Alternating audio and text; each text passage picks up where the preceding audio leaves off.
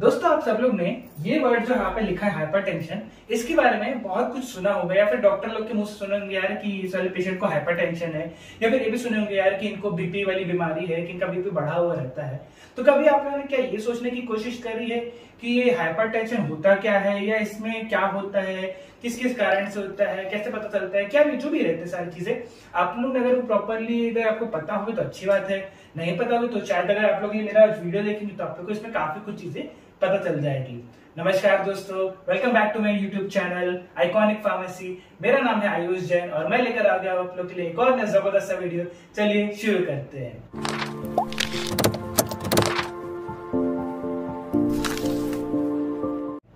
तो दोस्तों जैसे आप लोग यहाँ पे देख रहे होंगे कि मैंने यहाँ पे लिख के रखा है हाइपरटेंशन, माने कि आज के हमारे टॉपिक का नाम है वो है हाइपरटेंशन। माने कि लोगों को हाइपरटेंशन क्यों होता है, किस वजह से होता है, क्या क्या कारण हो सकते हैं। आज की टॉपिक में हम लोग ये सारी चीजें डिस्कस करने वाले हैं, ठीक है। और ये जो है हमारा वीडियो, ये आज है इसका पार्ट 1, क्योंकि हाइपरटेंशन ना अपने आप में इतना बड़ा टॉपिक है कि उसको एक वीडियो में लाना पॉसिबल नहीं है। फिर वो वीडियो कम से कम 1 घंटा 20 मिनट ऐसे टाइप से बनेगी तो आप लोग भी उसमें प्रॉपरली बोर हो जाएंगे, ठीक है। तो हम लोग इसको 2 पार्ट्स में वीडियो को प्रॉपरली लाने की कोशिश करेंगे, ठीक है। अब अगर हम लोग आज देखा जाए तो सबसे पहले इसमें क्या क्या डिस्कस करने वाले हैं, हम लोग डिस्कस करेंगे इसमें definition, types, complications, causes, reasons, risk factors और साइन एंड सिम्टम्स। इसके अलावा जो है इसको ठीक करने वाली चीजें सारी वो मैं आप लोग के लिए लेकर आऊंगा नेक्स्ट वीडियो, यानी कि उसके किस किस तरीके से काम मतलब बढ़ता है वो, और उसको हम लोग किस किस चीजों के तरीके से ठीक कर सकते हैं। तो ये चीज मैं जो लेके आना वो है उसके हमारे नेक्स्ट वीडियो में रहेगी। तो चलिए बिना किसी देरी के स्टार्ट करते हैं। सबसे पहले अगर हम लोग लें डेफिनेशन को, तो अगर आप लोग से पूछता है कि व्हाट इज हाइपरटेंशन, तो आप लोग इसको क्या लिखेंगे अपने आंसर शीट में? आप लोग लिख सकते हैं इसको, it is a condition in which the BP, यहाँ पे भारत पेट्रोलियम नहीं है, यहाँ पे ब्लड प्रेशर है, ठीक है, in which the BP goes high in the artery of the heart, ठीक है। अब यहाँ पे इसकी सबसे सिंपल और एक लाइन की डेफिनेशन है ये। अगर आप लोग कुछ 1 नंबर का क्वेश्चन आता है तो आप लोग इसमें बिल्कुल ये लिख सकते हैं, आप लोग को पूरे 1 नंबर मिलेंगे, ठीक है। अब इसका आपको मैं मतलब समझाता हूं। इसका मतलब क्या है कि हमारा जो हार्ट रहता है, ठीक है, अब उसको ब्लड को फ्लो कराने के लिए थोड़ी सी मदद लगती है, फिर थोड़ा सा उसको काम करना पड़ता है, ठीक है। अब यहाँ पे जब उसको एक सीमा से अपने अधिक काम करना पड़ेगा, ठीक है, तो यहाँ पे वो हो जाता है हमारा हाई ब्लड प्रेशर, यानी कि उसको ब्लड को फ्लो कराने में थोड़ी सी मेहनत करनी पड़ रही है। यहाँ पे आपका आर्टरीज में जो हमारे यहाँ पे मेनली ना 2 नसें रहती है, वो रहती है, अगर देखा जाए तो बहुत सारी रहती है, बट अगर हार्ट के केस में देखा जाए तो हमारी 2 रहती है, वो है आर्टरीज और दूसरी रहती है वेन्स, ठीक है। अब हमारा जो आर्टरीज वाली रहती है जो कि हमारे ऑक्सीजन वाली ब्लड को बाकी सारे ऑर्गन्स के तरफ में ले जाती है। अब वहां पे जब अगर ब्लड प्रेशर ज्यादा हाई होएगा तो वहां पे आपका ये कारण बनता है हाइपरटेंशन का, ठीक है। चलिए आपको एकदम और इजी से एग्जांपल से देता हूं। सपोज मान लीजिए आपके पास एक बहुत पतली सी गली है, आप लोग बहुत पतली सी गली से जा रहे हैं, ठीक है। वहां पे अब आपको थोड़ा सा ब्लड को ऐसे एकदम ऐसे या फिर कुछ चीजों को ऐसे एकदम आगे आगे धकेलना है, बट आपको उसमें धकेलने में ज्यादा टाइम लग जा रहा है, या फिर समझ लीजिए कि थोड़ी सी वो है पतली है, उसको धक्का देने में आपको टाइम लग जा रहा है, तो आपको या फिर मेहनत लग रही है एक्स्ट्रा। सेम होता है केस यहाँ पे हार्ट के साथ में भी, ठीक है। तो इसको यहाँ पे आपको जो हार्ट का ब्लड प्रेशर है वो इंक्रीज होता है। अब अगर मैं इसी का सेम उल्टा करूं, ठीक है, या फिर अगर इसको उल्टा करा जाए तो वो हो जाता है हाइपोटेंशन, ठीक है। हाइपोटेंशन में इसको यहाँ पे शॉर्ट में टेंशन को टी लिखा है। अब यहाँ पे हाइपोटेंशन में सेम डेफिनेशन रहेगी, सब कुछ सेम कॉन्सेप्ट रहेगा, सिवाय एक चीज के, वो जो मैंने यहाँ पे हाई लिखा है वो हो जाएगा लो, ठीक है। वो भी इसमें लिखा सकते हैं, it is a condition in which blood pressure goes low in the arteries of the heart, यानी कि आप लोग को जो आपका ब्लड प्रेशर है वहां पे लो रहेगा, जिसको लो बीपी की प्रॉब्लम्स रह सकती है। सबको हाई बीपी की रहेगी, किसी को लो बीपी की भी रह सकती है, ठीक है। अब आप लोग एक चीज बताता हूं, आप लोग कहीं पे भी कोई भी सब्जेक्ट के हो या फिर किसी भी फील्ड के हो, यहाँ पे अगर आप लोग कहीं पे हाइपर वर्ड देखते हैं, ठीक है, तो वहां पे उसका हाइपर का मीनिंग होता है हाई, और जहां पे भी आपने हाइपो देखा वहां पे समझ लीजिए वो होता है लो, ठीक है। तो आप लोग चाहे कोई भी फील्ड की हो, कैसे भी कोई भी सब्जेक्ट पढ़ रहे हो, अगर समझ लीजिए यहाँ पे अगर हाइपर वर्ड आया माने कि वो एकदम तेज है, ऊंचा है, हाई है, ठीक है, हाइपर माने कि धीमा है, स्लो है, नीचे की तरफ है। ठीक है, ये चीज आपको प्रॉपरली ध्यान रखनी जरूरी है।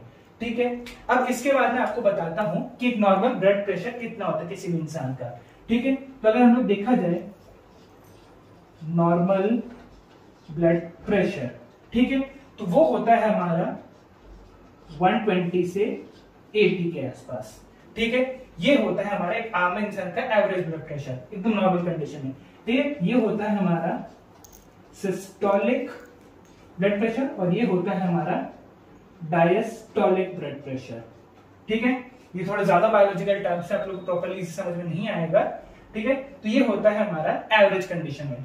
अब हाइपरटेंशन के केस में क्या होता है, अगर आपका ब्लड प्रेशर 150 और 99 इन दोनों को अगर क्रॉस करता है, ठीक है, यानी कि काफी लंबे समय तक, ये चीज क्रॉनिक होती है, एक छोटी सी टाइम का नहीं रहता है। ये सारी चीजें लंबे टाइम के लिए मानी कि क्रॉनिक रहता है। अब अगर आपका लंबे टाइम तक में ये बहुत ज्यादा चल रहा है तो आपको क्या फेस करना पड़ेगा, आपको फेस करना पड़ेगा हाइपरटेंशन। ठीक है, ये सारी चीजें तो आपको प्रॉपरली फेस करनी पड़ेगी। ठीक है, और साथ ही साथ में अगर आप लोग को देखा जाए कि इसके टाइप्स क्या होते हैं। ठीक है, इसके टाइप्स में मेनली आपको दो टाइप्स मिलेंगे, वो है प्राइमरी और सेकेंडरी। ठीक है, अब प्राइमरी और सेकेंडरी हाइपरटेंशन में क्या होता है, इसमें और कुछ डिफरेंस नहीं है, इसमें मेनली एक डिफरेंस रहता है। प्राइमरी हाइपरटेंशन के केस में आपको उसका कॉज नहीं पता चलता है। ठीक है, मानिए क्वेश्चन मार्क रहेगा कि किस कारण से हुआ है। अब उसका जो कारण है हम लोग वीडियो में नेक्स्ट आगे चल के डिस्कस करेंगे। ठीक है, अब यहाँ पे सेकेंडरी हाइपरटेंशन में क्या कॉज रहता है, आपको जो रहता है वो पता रहता है कि आपको किस कारण से यहाँ पे हाइपरटेंशन हो रहा है, यानी कि किस कारण से आपका बीपी बढ़ रहा है। ठीक है, ये मेनली इसके दो ही टाइप्स होते हैं, ज्यादा और क्लासिफिकेशन नहीं होता है। अब अगर आगे बढ़ा जाए कॉम्प्लिकेशंस, माने कि अगर आपका बीपी लगातार हाई रह रहा है तो आपको क्या करना पड़ेगा। ठीक है, आपको बीपी के क्या क्या फेस करना पड़ सकता है, सॉरी, तो आपको क्या क्या फेस करना पड़ सकता है, आपको फेस करना पड़ सकता है स्ट्रोक। ठीक है, दूसरा होता है CAD यानी कि कोरोनरी आर्टरी डिजीज, तीसरा होता है हार्ट फेलियर। ठीक है, चौथा होता है किडनी डिजीजेस। ठीक है, और पांचवा होता है विजन लॉस। ठीक है, ये सारी चीजें आपको हाई बीपी के कारण फेस करनी पड़ सकती है। अब आपको इसका एक एक करके एक्सप्लेन करता हूं। अब अगर आपको सबसे सिंपल भाषा में बताऊं ना, मैक्सिमम चीजों में एक चीज होगी कि हमारे ऑर्गन्स तक में प्रॉपर्ली ब्लड फ्लो नहीं हो पाएगा, और प्रॉपर्ली ब्लड फ्लो अगर नहीं होएगा वहां पे ढंग से ऑक्सीजन नहीं पहुंचेगा, जिसके कारण से ब्लड प्रेशर इंक्रीज होगा। ठीक है, अब इन सब के केस में अगर देखा जाए, सबसे पहले क्या लगता है स्ट्रोक में, आप लोग जैसे नाम सुना होगा सन स्ट्रोक हो गया किसी को, या फिर किसी को वाटर स्ट्रोक हुआ, किसी भी टाइप का स्ट्रोक हुआ है। ठीक है, तो यहाँ पे स्ट्रोक के केस में क्या होता है, आपको जो एक्सटर्नल एजेंट रहता है उसी कारण से आपको ऐसे जो हार्ट में आपके से प्रॉपर्ली ब्लड फ्लो होना बंद हो जाता है धीरे धीरे करके। ठीक है, वहां पे आपको मतलब जो भी कह सकते कि एक तरह से ऑक्सीजन नहीं मिल पाएगा और वो ब्लड हर जगह पहुंच नहीं पाएगा। ठीक है, तो आपको ये चीज पे ऊपर ध्यान रखना पड़ेगा कि आपको ऐसे कोई एक्सटर्नल एजेंट आपको चीज नहीं पहुंचा पाए, मतलब कि आपको स्ट्रोक नहीं लगे। ठीक है, अगला है हमारा CAD यानी कि कोरोनरी आर्टरी डिजीज। अब कोरोनरी आर्टरी डिजीज के केस में क्या होता है, फिर से हम लोग वही वाला एग्जांपल लेंगे कि आपके पास एक पतली सी एकदम गंदी है, आपको निकलना है, लेकिन आपको वहां से एक चीज से निकलने के लिए आपके पास बहुत सारी चीजें रखी हुई है। ठीक है, तो आपको उसमें ध्यान से देख देख के निकलना पड़ेगा, अपनी जगह बना के निकलनी पड़ेगी। सेम होता है कोरोनरी आर्टरी डिजीज के चक्कर में। ठीक है, जैसे आपकी जो एक आर्टरी है, आपकी जो एक पतली सी गली है, ठीक है, वहां पे एक जब आप कुछ ज्यादा तला गला खा लेंगे या फिर बहुत ज्यादा फैटी चीज खा लेंगे तो वहां पे आपको इस चीज को फेस करना पड़ सकता है। वहां पे जो उसका फैट्स और लिपिड्स रहेंगे ना, वो यहाँ पे जाके स्टोर हो जाएंगे, उसकी वॉल्स पर, आर्टरी की वॉल्स पे जाके स्टोर हो जाएंगे, जिसके कारण आपके ब्लड को फ्लो होने में थोड़ा सा टाइम लगेगा, थोड़ा सा ज्यादा मेहनत करनी पड़ेगी, इस कारण आपका ब्लड प्रेशर इंक्रीज होएगा। ये होती है हमारी coronary artery disease. Coronary artery के बारे में बताओ तो ये हमारी आर्टरी एक स्पेशल टाइप की आर्टरी होती है जो कि और ब्लड को फ्लो करने में मदद करती है। ठीक है, तो ये होती है हमारी कोरोनरी आर्टरी डिजीज। अगला है हमारा सिंपल सा हार्ट फेलियर। हार्ट फेलियर कुछ नहीं है जिसमें कि आपके बहुत सारे किसी भी कारण से आपके हार्ट में प्रॉपर्ली जो आपका है वो पंप नहीं करेगा, ब्लड को इजीली उसको पहुंचाने में ज्यादा धक्का मतलब ज्यादा टाइम लगेगा, ज्यादा मेहनत करनी पड़ेगी। ठीक है। तो इस कारण से उसमें बहुत ज्यादा उसका ब्लड प्रेशर जो है बढ़ जाएगा और किसी का भी हार्ट फेल हो सकता है, जिसके कारण डेथ वहां पे हो सकती है। अगला है यहाँ पे किडनी डिसऑर्डर्स, यानी कि अगर आपका ब्लड प्रेशर अगर बढ़ रहा है, ठीक है, तो उसके कारण आपको किडनी के भी सारे डिसऑर्डर्स फेस करने पड़ सकते हैं। माने कि क्या, जैसे किसी को बहुत ज्यादा एकदम यूरिन प्रॉपर्ली पास नहीं हो रही है, ठीक है, या फिर किसी को एकदम नेफ्रोएंटराइटिस हो गया है, बहुत सारे किडनी के से रिलेटेड रहते हैं, वहां पे आपको ये सारे प्रॉब्लम्स भी फेस करने पड़ेंगे। आप लोग सोच रहे होंगे यार ये तो एकदम हार्ट से रिलेटेड चीज है, किडनी कैसे है, बट नहीं, वहां पे रीनल आर्टरी और रीनल वेन का वहां पे केस आता है जो कि हमारा डायरेक्ट किडनी को रिलेट करती है। तो वहां पे भी हमारा ब्लड प्रेशर इंक्रीज होता है, आपको किडनी से डिसऑर्डर्स फेस करने पड़ते हैं। और अगला मैंने लिखा है यहाँ पे विजन लॉस। अब विजन लॉस का यहाँ पे क्या चक्कर है, क्योंकि जैसे अगर आपका जो हार्ट है, ठीक है, अगर वो आपके ब्रेन तक में प्रॉपर्ली ब्लड नहीं पहुंचा पा रहा है, यानी कि आपके ब्रेन में प्रॉपर्ली ऑक्सीजन नहीं पहुंच पा रही है, तो क्या होगा, अगर वहां पे ऑक्सीजन नहीं पहुंच पा रही है तो जो हमारा जो ब्रेन है, ठीक है, वो हमारे सारे ऑर्गन्स पे या फिर जो हमारे सारे सेंसरी चीजें हैं वहां पे प्रॉपर्ली उसको ब्लड फ्लो नहीं कर पाएगा, ऑक्सीजन नहीं पहुंच पाएगी, तो हमारा जो विजन है वो लॉस होने लग जाएगा। ठीक है, तो ये भी एक मेन रीजन हो सकता है हाइपरटेंशन का। रीजन नहीं, एक तरह से कह सकते कॉम्प्लिकेशन हो सकता है। अब अगर बात करी जाए मेन रीजंस की, ठीक है, तो इसमें क्या होएगा कि किन किन कारणों से हाइपरटेंशन हमको फेस करना पड़ता है। ठीक है, मेन रीजन होता है इसका अनयूजुअल लाइफस्टाइल। ठीक है, अनयूजुअल लाइफस्टाइल माने कि इसको मैं वीडियो में आपको आगे चल के और अच्छे से बताऊंगा। माने कि आप अपने नॉर्मल लाइफस्टाइल से थोड़ा सा हट के टाइप से जी रहे हैं। हट के यहाँ पे माने कि अच्छा वाला हट के नहीं है, ध्यान रखना, थोड़ा सा बुरा वाला हट के है। माने कि आपने प्रॉपरली सारे काम ढंग से नहीं कर रहे या फिर कुछ गलत चीजें ले रहे हैं, जिसके कारण आपकी लाइफस्टाइल वो जो है बिगड़ रही है, उसके कारण आपको हाइपरटेंशन फेस करना पड़ रहा है। ठीक है, यहाँ पे अनयूजुअल लाइफस्टाइल है और दूसरा होता है हमारा जेनेटिक्स।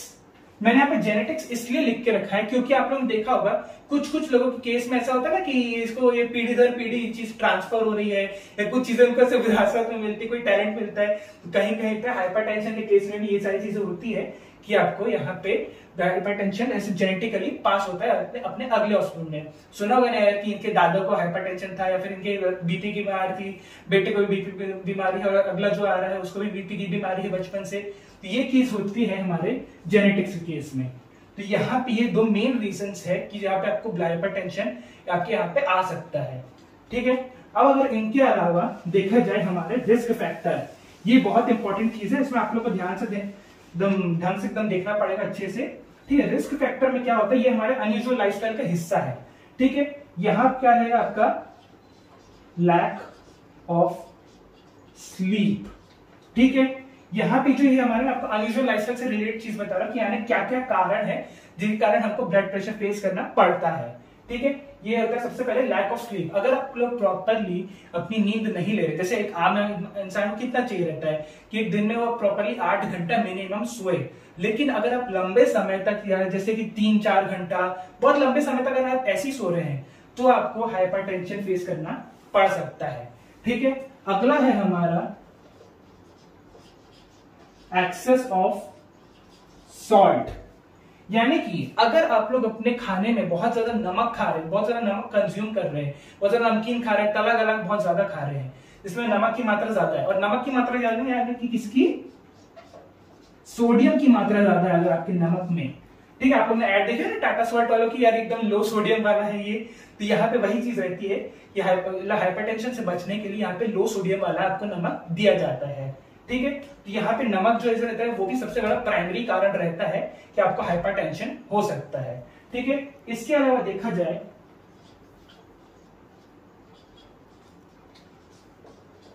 ओवरवेट। ठीक है, ओवरवेट होना भी हाइपरटेंशन का एक बड़ा रीजन रह सकता है। क्यों? क्योंकि ओवरवेट होने के कारण आपकी जो बॉडी के मूवमेंट्स हैं, ठीक है, वो थोड़े से रेस्ट्रिक्ट हो जाते हैं, थोड़ा हम आलस करने लग जाते हैं, बहुत ज्यादा मूवमेंट नहीं करते, तो उसके कारण हमारा ब्लड जो है प्रॉपरली फ्लो नहीं होता है। और अगर ब्लड प्रॉपरली फ्लो नहीं होगा तो हार्ट को ज्यादा मेहनत करनी पड़ेगी, अपना ब्लड प्रेशर को उसको इंक्रीज करना पड़ेगा। तो ये एक मेन रीजन रहता है हाइपरटेंशन का। इसके अलावा देखा जाए तो स्मोकिंग। ठीक है, स्मोकिंग एक बड़ा रीजन है हाइपरटेंशन के लिए। क्यों? क्योंकि जब भी आप लोगों ने देखा हो जो सिगरेट पीते हैं, आप लोगों ने वो सिनेमा हॉल में कोई एड देखी होगी ना, वो एक मेरा नाम मुकेश है, मैं सिगरेट पीता था, एकदम मेरे से लंग उसको ऐसे निचोड़ता तो काला से टार निकलता है। तो एक तरह से वो तो चलिए कॉमेडी पर्पस से बताया गया है और थोड़ा सा मतलब कैसे सोशल मैसेज भी दिया गया उसमें, बट यहाँ पे स्मोकिंग का ये रीजन है मेनली कि वहां पे जब भी आप लोग देखेंगे जो लोग सिगरेट पीते हैं उसमें वो लोग सिगरेट का धुआं अंदर खींचते हैं और बाहर निकालते हैं, ठीक है, बट वो 100% धुआं बाहर वहां पे नहीं निकलता, कुछ अमाउंट उसको वहां पे स्टोर हो जाता है। और उस धुएं में क्या क्या रहता है आप लोग खुद जानते हैं, जैसे निकोटीन या फिर बहुत सारे एकदम ऐसे एकदम जो हार्मफुल वाले चीजें हैं वो सारे वहां पे बहुत उसमें प्रेजेंट रहती है। वो जो रहेंगे वो हमारे ऑर्गेनलिज में जाके वहां पे डिपॉजिट होते जाते हैं। अब डिपॉजिट होंगे तो वहां पे उनको प्रॉपर्ली ऑक्सीजन नहीं मिलेगा, और ऑक्सीजन नहीं मिलेगा तो वहां प्रॉपर्ली ब्लड सप्लाई नहीं होगा, और इसके कारण हमारा ब्लड प्रेशर इंक्रीज होगा, ठीक है। पर ये एक दिन वाला नहीं है, मैं आपको रिपीट कर रहा हूं, सारी चीजें क्रॉनिक होती है, सारे लंबे समय वाली व्यक्ति है, ठीक है। तो यहाँ पे ये स्मोकिंग बड़ा रीजन है। अगला है हमारा अल्कोहल, ठीक है। अल्कोहल एक बड़ा रीजन इसलिए है क्योंकि अल्कोहल जो लोग ऐसे लंबे टाइम तक पीते रहते हैं उनका जो लिवर है ना वो फैटी रहता है, वो स्वेल अप हो जाता है, ठीक है। और अल्कोहल जो रहता है ना वो हमारे डिहाइड्रेशन भी कॉज करता है, ठीक है, डिहाइड्रेशन, ठीक है, डिहाइड्रेशन भी कॉज करता है हमारा अल्कोहल। इस कारण अगर पानी प्रॉपरली एकदम हमको नहीं मिलेगा, हमारा जो प्रॉपरली पास नहीं होगा, तो यहाँ पे भी वही है कॉन्सेप्ट है, ब्लड प्रॉपरली फ्लो नहीं होगा, ऑक्सीजन ढंग से नहीं पहुंचेगी तो ब्लड प्रेशर इंक्रीज होगा, ठीक है। यहाँ पे अल्कोहल एक बड़ा रीजन हो गया। और अगला एक रीजन है वो है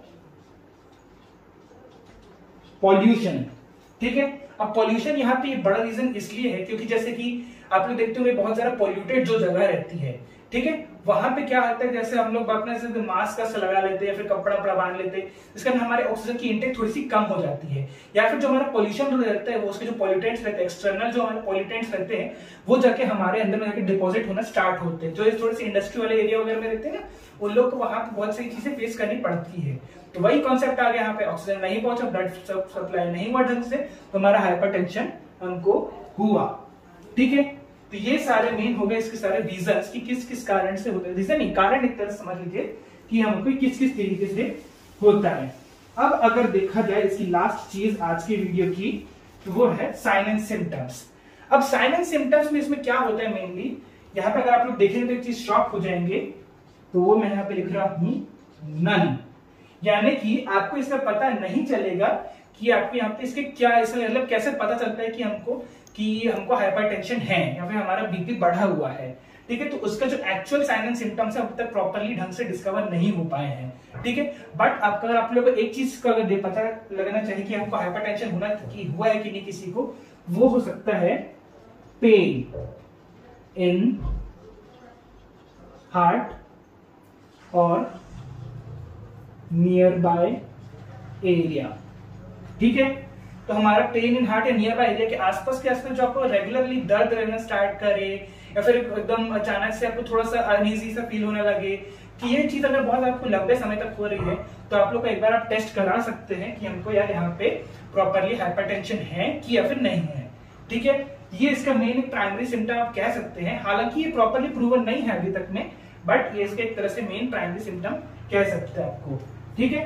अब आपको एक चीज बताता हूं कि जैसे आप लोग जब क्लिनिक जाते होंगे डॉक्टर से नपवाने, तो आप लोग देखते होंगे ना यार कि एक पुरानी जो ऑथेंटिक मशीन रहती है, एक बड़ा सा डब्बा खुलता है, वो सामने एक तो स्केल बनी रहती है, हाथ में एक गुब्बारे जैसी चीज रहती है, गुब्बारे से सभी को उसको प्रेस करने की इच्छा भी होती है, बट वो चीज क्या रहती है, उसको हम कहते हैं बीपी